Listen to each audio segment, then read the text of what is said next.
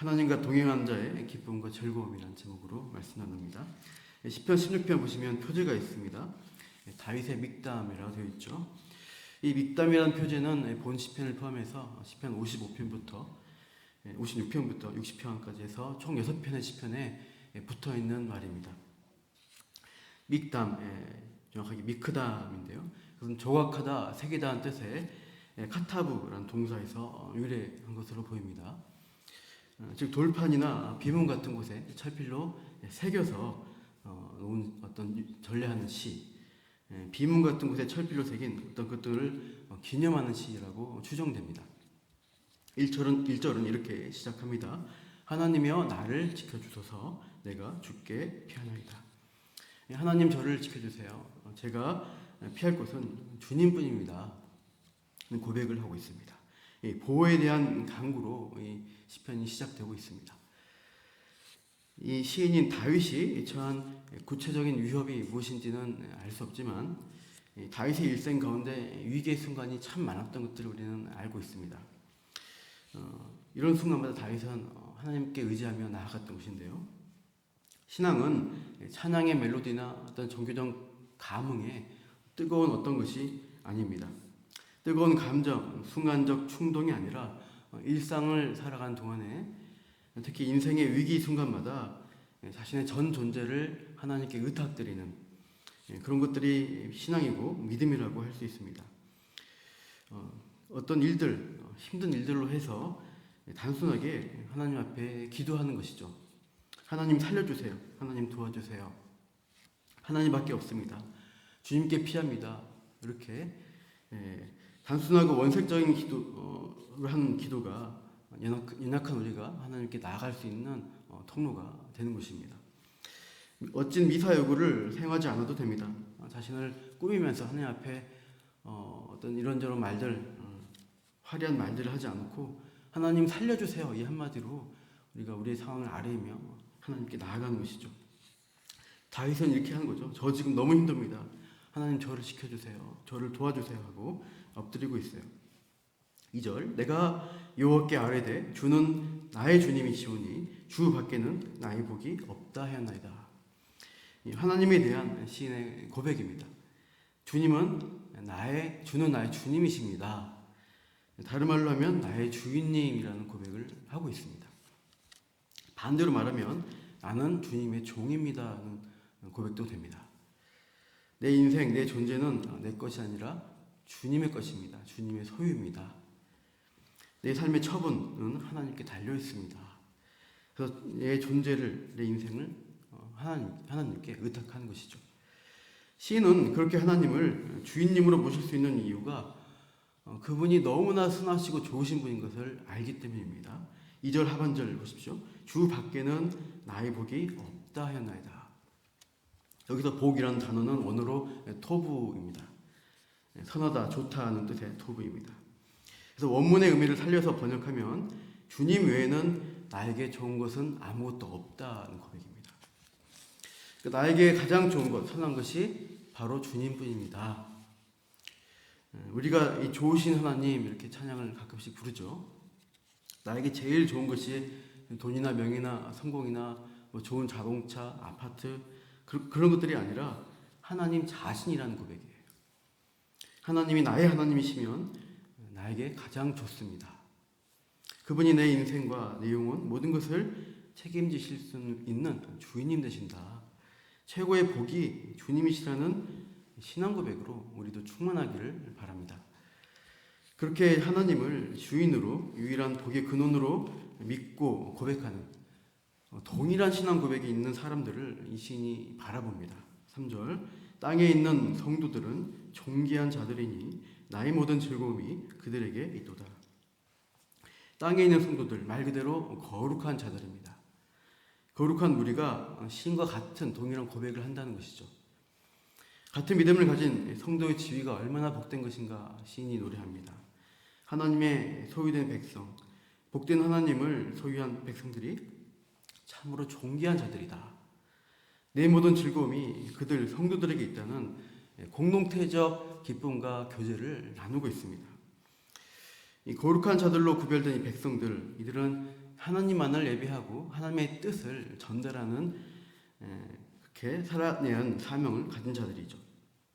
그래서 세상의 온갖 우상 숭배, 거짓 신들을 숭배하는 그런 세상 사람들과 구별된 삶을 살아가는 것이죠. 그런데 이 성도의 지위에 있어야 할 자들 중에 하나님 말고 다른 신에게도 예배한 자들이 있다고 고발합니다. 4절 상반절 보십시오. 다른 신에게 예물을 드리는 자는 괴로움이 더할 것이라. 다른 신에게 예물을 드리는 자. 이 당시 이스라엘 사회에서 가나안 우상 숭배와 혼합되고 온갖 이방 신들도 함께 숭배하는 사람들이 종종 있었습니다. 이스라엘 역사 가운데 이렇게 혼합주의에 빠진 그런 잘못된 신앙이 빠진 경우가 자주 이제 우리가 보게 되는데요. 다윗 이전 사사기 시대에 특히 그러했고요. 다윗 이후에도 열왕들이 다스리던 그런 시대에 그런 우상 숭배 현장들이 반복되어 왔어요. 이방 신을 숭배한 자들은 특히 피의 전제를 들었던 것 같습니다. 이게 짐승의 피로 부어드릴 수도 있고, 아니면 사람의 피를 흘리는 인신제사, 또 사람 번제로 드리기도 했습니다. 이 남유다의 멸망 원인을 제공한 므낫세 왕, 가장 우상 숭배를 심각하게 한 그 왕이 성전에 이런 1월 성신의 제단을 쌓고 특히 몰렉신을 위한 제사를 드리는데 자기 아들을 불길 가운데 지나게 해서 사람을 바치는 거예요. 인신제사 드리는 그런 기록들이 왕부터 했다는 것들이 열왕기에 나와 있습니다. 그들은 왜 다른 신에게도 이렇게 예물을 드렸을까요? 단순한 생각은 하나의 신보다 둘 이상의 신을 섬기면 그 신들의 보호를 더 많이 받을 수 있다는 생각입니다. 기복주의입니다. 교회 다니면서도 점집에 다니는 분들이 종종 있다는 얘기를 듣습니다. 그러니까 신앙을 가는데 이것저것 다 믿으면서 애군 없이 오래 일이 잘 풀려나가길 바라는 그런 기복적인 마음으로 여러 가지 신앙을 가질 수가 있는 것이죠. 그래서 이것저것 다 믿으면 결국 내가 잘 될 거 아니냐, 어떤 그러한 욕심에서 유래된 어떤 신앙이란 것입니다. 성공과 안전, 이 땅에서 잘 먹고 잘 사는 것, 이것이 목적인 사람들. 이들은 교회도 다닐 수 있지만 다른 신을 같이 믿으려고 하는 경우 하나님이 약속했던 성경의 복을 정확하게는 믿지 않는 것입니다. 성경은 그러한 혼합된 신앙을 우상숭배라고 지적합니다. 참된 성도의 길을 벗어난 자들을 향해 시인은 이렇게 결단합니다. 4절 하반절, 나는 그들이 드리는 피의 전제를 드리지 아니하며 내 입술로 그 이름도 부르지 아니하리로다.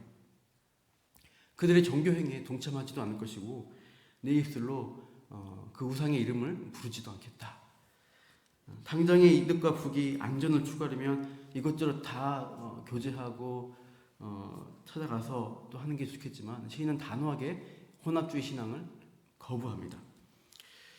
오직 하나님만을 예배하고 오직 하나님 신앙을 지키겠다, 이 결단을 하고 있어요. 그러면서 현세적 부귀를 약속하는 이 세상신 종교, 거짓 신을 향해서 참 공급자 되시는 그 하나님에 대해 시인은 이렇게 선포합니다. 5절, 여호와는 나의 산업과 나의 잔의 소득이시니 나의 분깃을 지키시나이다. 나의 산업, 소득, 분깃, 내 몫을 지켜주시는 분, 내 필요를 공급하여 주시는 하나님이시다. 그분이 여호와시다라는 믿음을 드러냅니다. 세상적으로 화려해 보이지 않아도 하나님이 내게 주신 것이 가장 아름다운 것이다, 하는 것을 믿습니다. 6절 보십시오. 내게 줄로 재어준 구역은 아름다운 곳에 있으며 나의 기업이 실로 아름답도다. 내게 줄로 재어준 구역, 즉 하나님이 정해주신 지경이 있고 나의 터전이 있다. 근데 그 자리가 실로 아름다운 것이다 라는 것을 믿고 고백합니다. 세상적 수완을 부리면서 이것저것 다 참여하면서 참 자기의 기업을 넓히고 성공적인 삶을 살아가는 그런 자들보다도 기업이 작을지라도 하나님이 내게 주신 그 구역이라면, 그 지경이라면은 내가 거기에 머물면서 성실하게 사는 것, 그것이 가장 아름다운 삶임을 증거하고 노래합니다. 이렇게 나에게 좋은 것을 주신 하나님을 믿는 그 확신에 거하기 위해서 시인은 하나님의 교훈을 받고 자신의 신앙 양심을 항상 점검하고 있습니다. 7절 보십시오. 나를 훈계하신 여호와를 송축할지라 밤마다 내 양심이 나를 교훈하도다. 훈계하시는 하나님 송축합니다. 그리고 하루의 치열한 삶을 마무리하는 어두운 밤이 되면 이 시인은 깊은 내면의 소리에 귀를 기울이며 하나님의 교훈을 받습니다.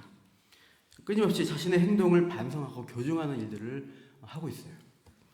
아침에 큐티 등 우리가 새벽기도 말씀과 기도로 시작하고 밤이 되면 또 말씀과 기도로 자신의 삶을 돌아보면서 양심에 비춰보는 그런 묵상의 시간들을 갖고 있는 것이죠. 우리도 그렇게 하나님의 교훈과 말씀 안에서 신앙을 지켜나가는 것, 내 신앙이 성장해 나가는 일들을 끊임없이 노력해야 하는 것입니다. 이런 신앙이 사실상 하나님과 동행하는 신앙이라고 할 수 있습니다. 8절 보십시오.